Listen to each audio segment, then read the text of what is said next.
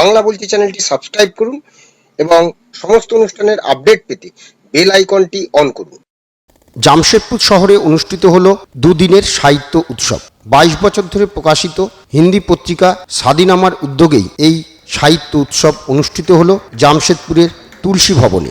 এই সাহিত্য উৎসবের উদ্দেশ্য সম্পর্কে জানালেন স্বাধীনাमा पत्रिका संपादक जितेंद्र जितांशु।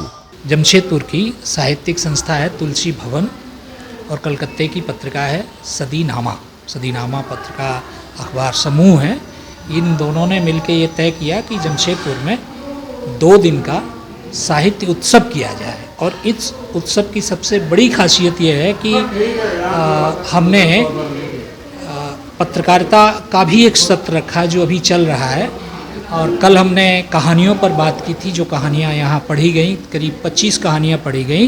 और आश्चर्य की बात यह है कि जो प्रोग्राम हमें 2 घंटे में ख़त्म करना था वो प्रोग्राम हमें 4.5 घंटा चला और बीच में कोई उठा भी नहीं। आज इस सत्र जो अभी चल रहा है ये मीडिया का सत्र है। इसमें जमशेदपुर के 4 बड़े अखबारों के संपादक यहाँ मौजूद हैं। हिंदुस्तान के संपादक गणेश मेहता यहाँ मौजूद हैं। प्रभात खबर के संपादक संजय मिश्रा यहाँ मौजूद हैं। ये तुलसी भवन के जो प्रेसिडेंट हैं वो यहाँ मौजूद हैं। और इसके बाद जो हमारा अगला सत्र है वो जमशेदपुर की कविता का है। जमशेदपुर की नई कविता है, जमशेदपुर की जो बंगला कविता है, जैसे बेबी साहब यहाँ बंगला की बहुत अच्छी कथाकार हैं, बहुत अच्छी कवित्री हैं, वो भी रहेंगी।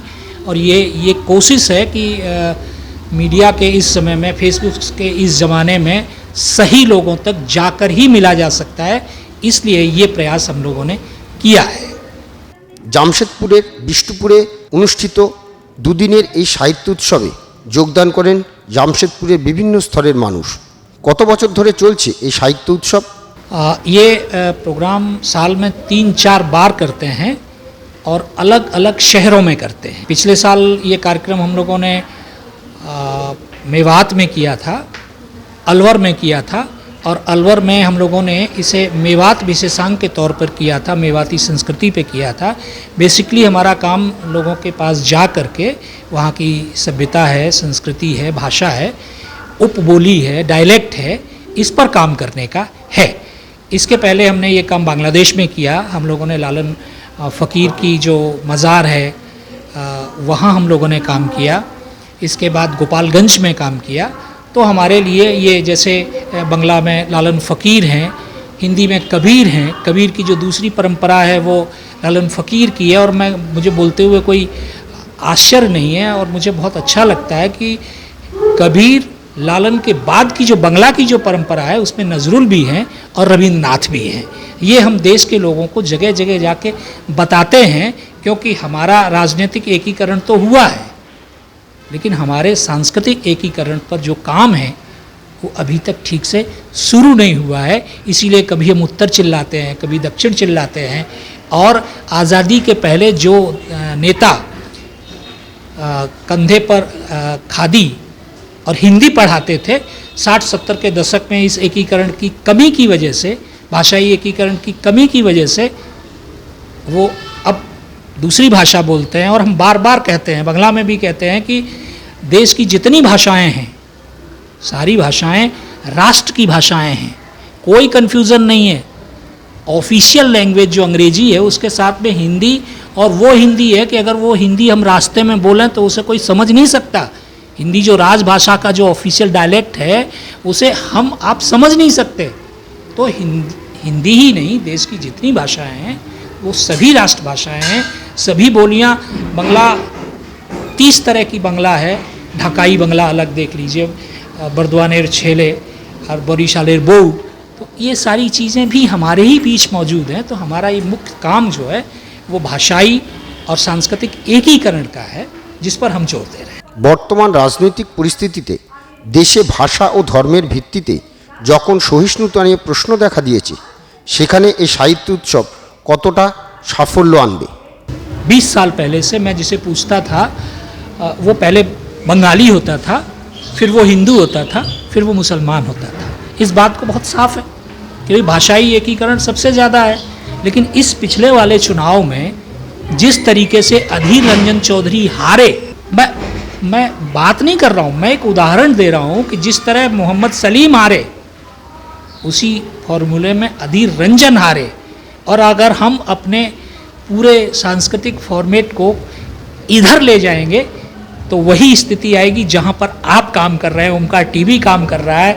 मैं उस एकीकरण की बात करता हूँ। मेरे सारे बंगाली मित्र पहले बंगाली हैं, फिर हिंदू हैं, फिर मुसलमान हैं, लेकिन अब जो स्थितियाँ हैं और अपने बचाव के लिए, अपनी लूट के लिए, अपनी बदमाशी के लिए हम किसी भी चीज़ को दाव पे लगा सकते हैं। मैं किसी का नाम नहीं ले रहा हूँ, लेकिन चीज़ें सीधे वहीं जा रही हैं और देर सवेर ये बंद होनी ही पड़ेंगी, क्योंकि वो नहीं है तो जनता कर देगी, जिसको ये चीज़ें पसंद नहीं है। 22 বছর ধরে প্রকাশিত হচ্ছে হিন্দি পত্রিকা স্বাধীনামা। প্রযুক্তির হাত ধরে যখন ডিজিটাল মিডিয়ায় বিপ্লব ঘটছে, তখন এই প্রিন্ট মিডিয়ার ভবিষ্যৎ কি? देखिए सर, हम इसे करीब 22 साल से प्रकाशित कर रहे हैं।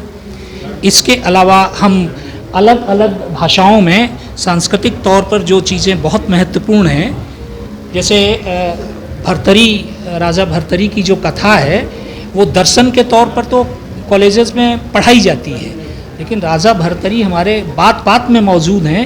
इस चीज़ के लिए हमने ये बंगला में किताब प्रकाशित की है और आश्चर्य की बात है कि ये इस बार के बुक फेयर की बेस्ट सेलर बुक है। हाँ, इसके अलावा बंगला में कविताएं छापते हैं, जिसे अलग अलग जगहों पर ले जाते हैं। और एक बड़े आश्चर्य की बात मैं आपसे कहना चाहूँगा कि देखिए, मेरे पास एक बुकलेट है। हम इन बंगला किताबों को, इन हिंदी किताबों को इंटरनेशनल मार्केट में जहाँ जहाँ बुक फेयर हैं ले जाते हैं। ये एक बुकलेट दे रहे हैं, आबू धाबी में ये बुक फेयर हुआ था, अभी बार्सिलोना में हुआ है। ये मानते हैं कि हमारे भाषाओं की जो बेहतरीन किताबें हैं जो हम तक पहुंच रही हैं या हम छाप रहे हैं, हम दुनिया के अलग अलग कोने तक लोगों को पहुंचाना चाहते हैं। इसके साथ ही साथ हम ये चाहते हैं कि इस देश में तो नहीं, अभी जिस तरीके से व्हाट्सएप और टेलीग्राम के चैनल्स डेवलप हो रहे हैं, हम लोग व्हाट्सएप से आगे नहीं जा पा रहे हैं, लेकिन यूरोप के मैक्सिमम देशों में टेलीग्राम चैनल्स चल रहे हैं। ऐसे ऐसे चैनल चल रहे हैं कि रिपोर्टर को हवाई जहाज़ से नीचे उतार लिया जाता है, क्योंकि वो टेलीग्राम चैनल चलाता है। आपने देखा होगा कि यूक्रेन के ऊपर से एक जहाज़ जा रहा था, उस पत्रकार को नीचे उतार के अरेस्ट कर लिया। तो हम उसी तरफ जा रहे हैं। জামশেদপুর থেকে সুশাঙ্ক মাইতির সঙ্গে বিপ্লব দাসের রিপোর্ট, বাংলা বলছে।